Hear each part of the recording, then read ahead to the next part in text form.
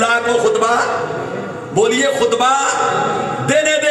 حضرت آقا امام زین العابدین خطبے کے لیے کھڑے ہوئے، آپ نے اللہ رب العزت کی تعریف بیان فرمائی، نبی کریم کی مدح و ثنا بیان فرمائی۔ آپ کے خطبے کے ایک ایک لفظ کو تاریخ کے اوراق میں جمع کر دیا گیا۔ یقیناً ان تمام لفظوں کو انہی لفظوں میں اور ان تمام معنوں کو انہی معنوں میں اور ان تمام نصب و فراز کو اسی نصب و فراز میں کوئی بھی خطے آپ کے سامنے نہیں رکھ پائے گا۔ وہاں زبان امام زین العابدین کی تھی، وہاں زبان امام زین العابدین کی تھی۔ میں مشہد العین، میں مشہد حسین، نور العین فی مشہد الحسین میں علامہ ابو اسحاق اصفرائینی کا وہ پورا اتباع جو منبر پر چڑھ کے آقا امام زین العابدین نے خطبہ دیا تھا، پورا میں لے کے آیا تھا کہ آپ کے سامنے زبانی نہیں پڑھ کے سنا دوں گا، تاکہ آپ دیکھو گے کہ کیا لہجہ تھا، کیا زبان تھی، کیا انداز تھا، کیا وقار تھا بولنے کا آقا امام زین العابدین کا۔ آپ منبر پر کھڑے ہوئے، پہلے تو اللہ کی تعریف، مصطفیٰ کی حمد و ثنا، پھر اس کے بعد آپ آتے ہیں اور فرماتے ہیں یا ایھا المومنون، اے ایمان والو تم میری طرف متوجہ ہو جاؤ، تم میں سے جو مجھے پہچانتا ہے وہ پہچانتا ہوگا، جو مجھے نہیں پہچانتا ہے وہ مجھے پہچان لے۔ میں ابن رسول ہوں، میں ابن رسول ہوں، ابن فاطمہ زہرا بطول ہوں، علی کا بیٹا ہوں، مکے کا بیٹا ہوں، بطحہ کا بیٹا ہوں، علی کا بیٹا ہوں، جعفر طیار کا بیٹا ہوں، میں مکہ زادہ ہوں۔ آپ نے جو بیٹے کی ایک لائن لگائی ہے خدا کی قسم، اس تاریخی اوراق میں پورا کا پورا مسجد کا جم غفیر صرف چہرہ دیکھ رہا تھا کہ کتنا باوقار ہے یہ شخص، کتنا باوقار ہے یہ شخص۔ جب اپنا تعارف آپ نے کم از کم 50 لفظوں میں آپ نے صرف اپنا تعارف پیش کیا، کتنے میں؟ مکہ زادہ، مدینہ زادہ، نبی زادہ، علی زادہ، ولی زادہ، جعفر طیار، ہمارے جد کریم مکہ زادہ۔ جب اپنا آپ نے تعریف فلاں کا بیٹا، فلاں کا بیٹا، فلاں کا بیٹا، فلاں کا بیٹا، فلاں کا بیٹا، ایک لائی باندھی ہے آپ نے۔ پھر فرمایا سنا میں ہی وہ مظلوم ہوں جس کے پیروں میں بیڑیاں ڈالی گئی، میں ہی وہ مظلوم اور اسیر ہوں جس کے ہاتھوں میں ہتھکڑیاں لگائی گئی، میں ہی وہ خاندان نبوت کا فرد ہوں جس نے میدان کربلا میں بھوک اور پیاس کو برداشت کیا ہے اور اپنی آنکھوں سے خاندان نبوت کا ایک ایک بچہ شہید ہوتا ہم نے اپنی آنکھوں سے دیکھا ہے۔ میدان کربلا کا منظر آقا امام زین العابدین نے خطبے میں منبر پہ چڑھ کر آنکھوں میں آنکھیں ڈال کر پورے کے پورے دمشق میں بتا دیا۔ نتیجہ کیا نکلا؟ پورا مجمع رو رہا تھا۔ امام جعفر صادق رضی اللہ تعالیٰ عنہ کی روایت ہے، جو امام زین العابدین کے پوتے ہیں، آپ فرماتے ہیں امام جعفر صادق کہ اس وقت میں کیفیت یہ تھی پورے کے پورے مسجد والوں کا کہ لوگوں کی چیخیں نکل رہی تھی، لوگ چلا چلا کے رو رہے تھے، دھاڑے مار مار کے رو رہے تھے۔ یزید پر کیا بیت رہی ہوگی یہ اندازہ آپ لگائیے گا۔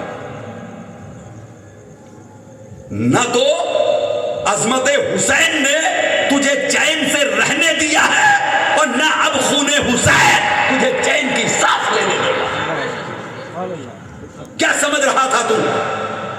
کاٹنے والا کامیاب ہوتا ہے، جی نہیں، بے شمار دفعہ ایسا ہوتا ہے کہ کٹنے والا کامیاب ہوتا ہے۔ بولے نا، کٹنے والا کامیاب ہوتا ہے۔ امام زین العابدین کے خطبے سے سارا کا سارا ماحول ہی چینج ہو گیا، پورا ماحول چینج ہو گیا۔ اور جب پورا ماحول چینج ہو گیا تو یزید گھبرایا۔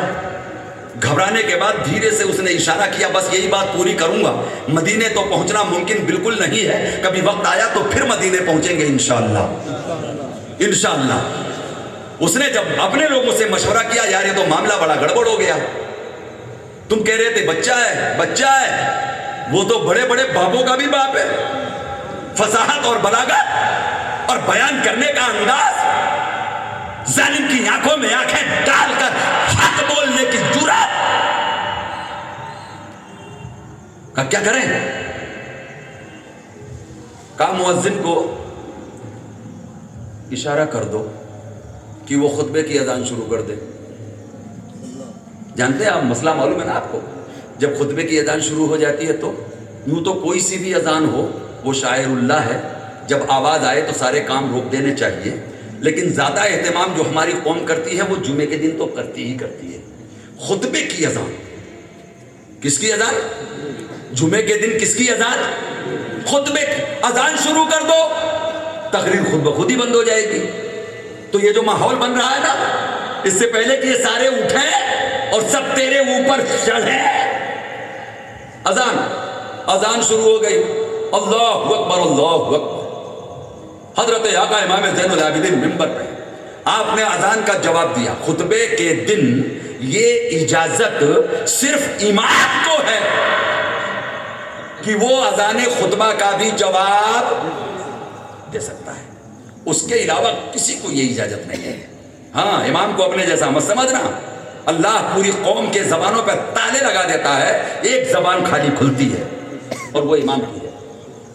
آپ نے فرمایا اللہ اکبر فوق کل کبیر، اس نے کہا اشہد ان لا الہ الا اللہ، آپ نے جواب دیا بلند آواز سے اشہد ان لا الہ الا اللہ وحدہ لا شریک لہ۔ پھر اس نے کہا اشہد ان محمد رسول اللہ۔ حضرت آقا امام زین العابدین بولے اے مؤذن، تجھے اسی نام کی قسم، چپ ہو جا، اسی نام کی قسم، اسی نام کی تجھے قسم دیتا ہوں کہ کیا کر جا، چپ ہو جا۔ اس کو خطیب سن چپ، اب بولنے کی اس کے جرات، شیر کی دہاڑ ہے اور وہ بھی منبر پہ بیٹھا ہے۔ اس نے کہا چپ ہو گیا۔ جب وہ چپ ہو گیا تو آقا امام زین العابدین نے بھی آج تہیہ کر لیا ہے کہ مجرم کو اس کے کیفر کردار تک پہنچائیں گے۔ پھر آپ کا خطاب چالو ہو، آپ نے اس رنگ میں خطاب دینا شروع نہیں فرمایا، بلکہ آپ کا اب انداز پلٹ گیا، اس لیے کہ مجمع کنٹرول کے باہر ہے۔ نبی زادہ، رسول زادہ، میدان کربلا، حسین کا سر، اسیران حرم، نبی زادیوں کے دوپٹے، مسجد ہے۔ آپ یزید نے کہا ٹھہرو، آواز بند کرو، میں یہیں قاتل کو بلاتا ہوں۔ شیش روبئی سامنے آیا، پھر وہی منظر، شیش روبئی سامنے آیا، کہا او شیش، کیا میں نے تجھے حکم دیا تھا کہ تو حسین کو قتل کر دینا؟ اس نے کہا خدا کی قسم تو مجھے کیوں حکم دیتا قتل کرنے کا، اور میں نے کوئی قتل نہیں کیا ہے، نہ تو نے حکم دیا ہے نہ میں نے قتل کیا ہے۔ کہا پھر کس نے؟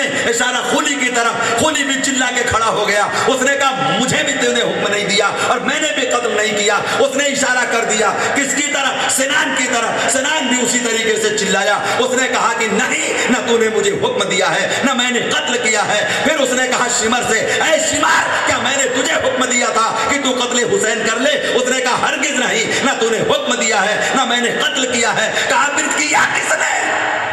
کسی نے کہا حسین ابن نمیر نے۔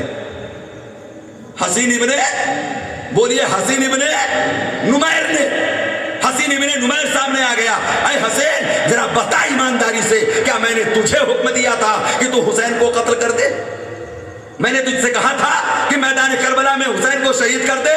اس نے کہا بالکل نہیں، لیکن ہاں اگر تو جان کی امان دے تو میں قاتل کا پتہ بتا سکتا ہوں۔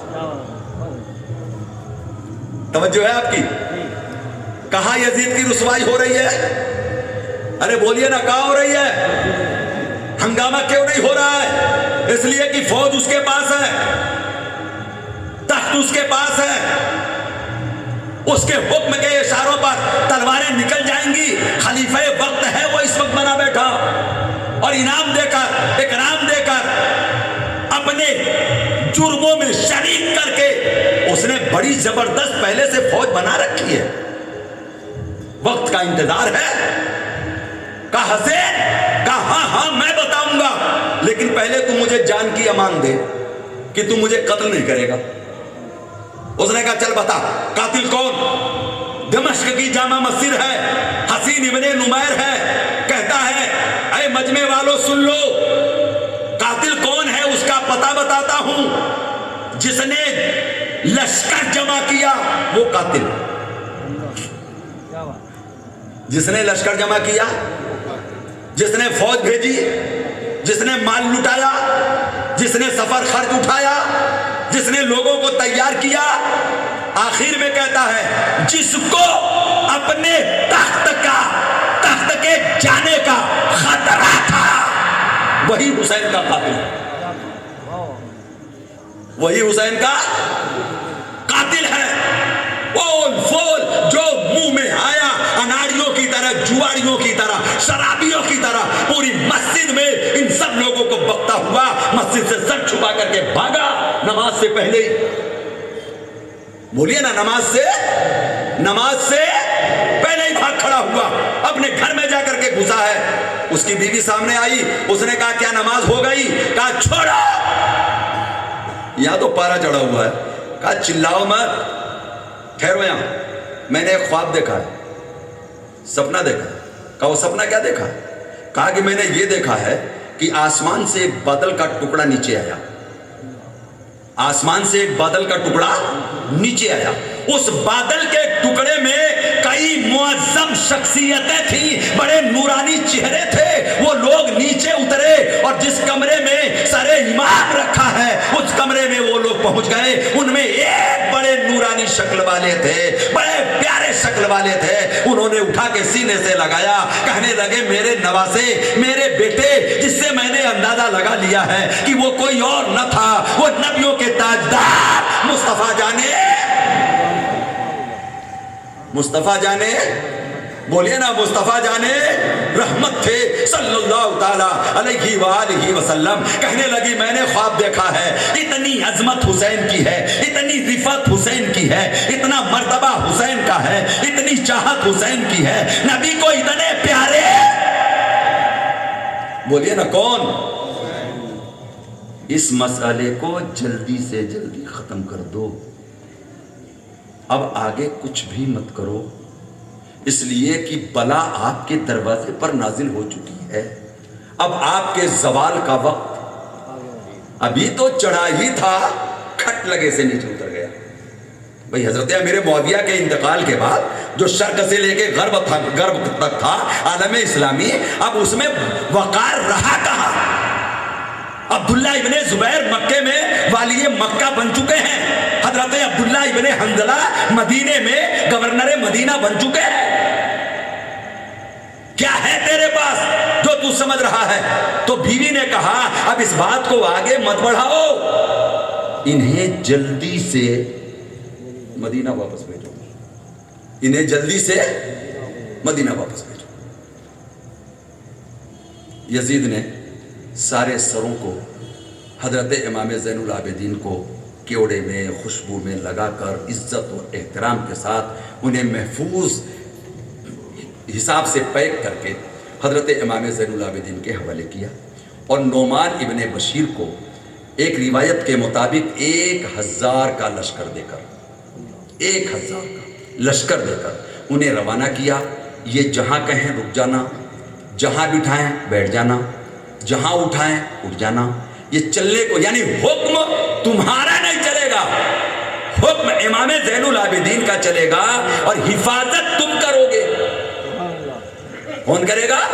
तुम करोगे। अब उससे पहले कि ये लश्कर रवाना हो, यजीद आया हजरत ज़ैनब रज़ियल्लाहु ताला अन्हा के पास, कहने लगा इनमें सबसे बड़ी और सबसे मुअज़्ज़म और सबसे ज़्यादा अज़मत वाली अली की बेटी आप हैं।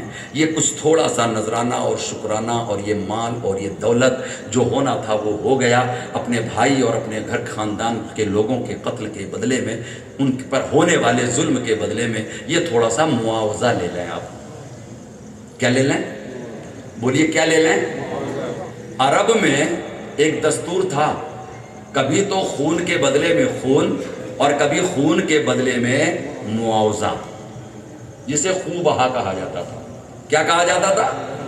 बोलिए ना, खून का बदला, कभी वो भी होता था। और आजकल तो माशाअल्लाह इलेक्ट्रॉनिक मीडिया पर वो अरब का एक वाकया बड़ी तेजी के साथ वायरल हुआ और पूरी दुनिया के लोग देख रहे हैं, उसने अपने बेटे का खून बहा माफ कर दिया। इस तरीके से फांसी होने से इकलौते जवान बेटे की फांसी होने से, और वो हिंदुस्तान का था, है ना, बच गया। तो खून का बदला खून अरब में। तो उसने ये सोचा कि ज़ैनब के आंसू पुछ जाएंगे, मैं इस तरीके से कुछ रुपए पैसे दिरहम दिनार कुछ कपड़े लत्ते लेकर के आया। कहने लगा ज़ैनब आप इसे कबूल फरमा लें। याद रखें, और आप खुद नतीजे पे पहुंच चुके होंगे कि हजरत ज़ैनब ने क्या जवाब दिया होगा। भाई आप अंदाजा लगा सकते हैं कि हजरत ज़ैनब ने, बोलिए हजरत ज़ैनब ने क्या जवाब दिया होगा।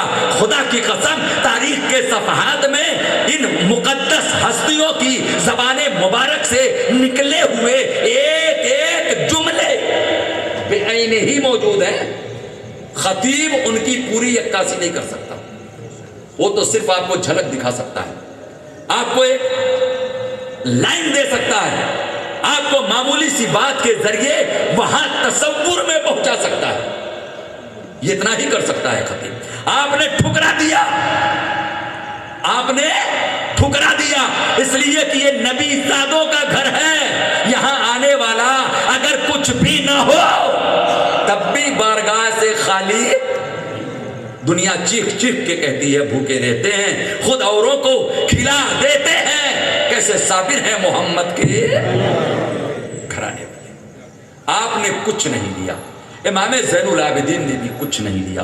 हजरत उम्मे कुलसूम को उसने समझाने की कोशिश की इसी तरीके से चोर दरवाजे से कि ये मान जाए, लेकिन वो खानवादे नबूवत है, एक फैसला हो चुका तो हो चुका। आखिरी जुमला उसका ये था, इमाम हम तो अब भी आपसे कहते हैं आप यहीं ठहर जाइए। आपने फरमाया किस बूते पे ठहरूं, मुझे बता कि पूरे दिमश्क में क्या कोई हाशमी है, आले हाशिम, क्या कोई बचा है? कहने लगा नहीं। कहा तो जब कोई आले हाशिम तेरे पूरे शहर में न रह सका तो ये आले मोहम्मद अब तेरे शहर में कैसे रहेंगे? कहा हमें जहां जाना है वहां जाने दे, बस यही हमारे तेरे लिए काफी। काफिला रवाना हुआ। जो मुस्तनद और मोतबर रिवायतें हैं उनमें 3 रिवायतें तो मौजूद हैं। एक रिवायत तो ये है कि सरे इमाम को कूफे में वहाँ दिमश्क में ही दफन किया गया, शाम में। दूसरा ये है कि वो मदीना पहुँचा और हजरत इमाम हसन के या सैयदा फातिमा के पहलू में दफन किया गया।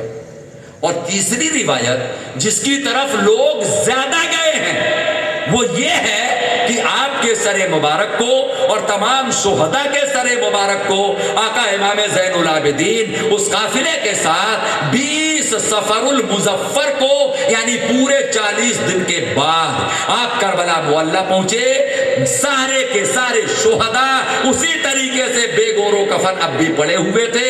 हर शहीद के जिस्म से 40 दिन गुजर जाने के बाद अब भी खून टपक रहा था। बोलिए ना, अब भी खून टपक रहा था, ताजा था। और इधर ये जो सर आए थे इनसे भी अब तक खून टपक रहा था।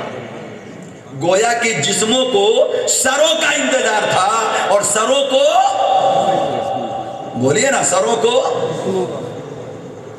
ये रिवायत भी आपने सुना होगा कि करबला के करीब में एक गांव था गाजरिया, वहाँ के लोग तीसरे चौथे दिन आए और आने के बाद उन्होंने सारे शुहदा को, बोलिए, सारे शुहदा को दफन कर दिया। अब एक बात मैं आपसे पूछूं, ये मेरे दिल की बात है, अगर गांव वालों ने दफन कर दिया तो आपको कैसे पता चला कि अब्बास की कब्र कौन सी है? क्या बात? औनो मोहम्मद की कब्र कौन सी है? अली असगर की कब्र कौन सी है? आज आप जाइए करबला मुअल्ला, एक एक शहीद का और एक एक खानवादे नबूवत के अफराद का हर एक का अलग अलग मजार है और सबकी तख्तियां हैं और सबकी पहचान है।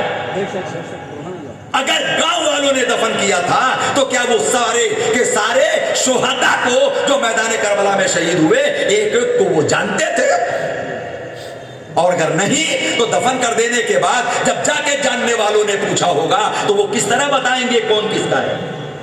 میرا تو وجدان کہتا ہے کہ اس روایت کو ہی مان لینا چاہیے. آقا امام زین العابدین آئے, آنے کے بعد ایک ایک کو جانتے تھے. حبیب ابن مظاہر کا سر ان کے جسم کے ساتھ, زہیر ابن قین کا سر ان کے ساتھ, عبداللہ ابن وہب کلبی کا سر ان کے ساتھ, آقا حسین کا سر ان کے ساتھ, اونو محمد کا سر ان کے ساتھ, علی اصغر کا سر ان کے ساتھ, حق قاسم کا سر ان کے ساتھ, علی اکبر کا سر ان کے ساتھ, ایک ایک شہید کا سر ایک ایک کے جسم کے ساتھ ان کے قبروں میں دفن کر دیا. ان کے قبروں میں دفن کر دیا. فاتحہ پڑھی.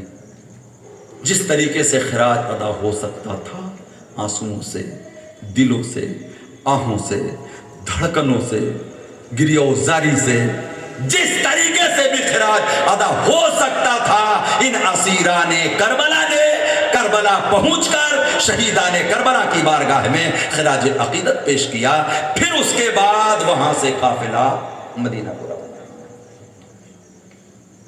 اللہ رب العزت تو جو بھی آپ نے 10 دن کے اندر ذکر کیا, سنا, سنایا, ان میں جتنی باتیں قابل عمل اور قابل تقلید تھیں, اللہ رب العزت ہم سب کو اس پر عمل کی توفیق عطا فرمائے. جتنی باتوں کا تعلق ہمارے عقیدے اور ہمارے مذہب سے تھا, اللہ رب العزت اس پر مضبوطی کے ساتھ ہمیں ثابت قدم رہنے کی توفیق عطا فرمائے. اور جتنی باتیں ہمارے اور آپ کے لیے عشق اور محبت کی تھی, پروردگار عالم ان تمام عشق و محبت کی وادیوں میں ہمیں ہر وقت سیر کرنے کی توفیق عطا فرمائے. حسنین کی محبت عطا فرمائے, شہدائے کربلا کی محبت عطا فرمائے. مشن کربلا اور فلسفہ کربلا, مقصد کربلا, جس وجہ سے کربلا برپا ہوا, اس مقصد حسین پر ہمارا رب ہمیں صحیح طریقے سے عملی زندگی میں چل کر زندگی گزارنے کی توفیق عطا فرمائے.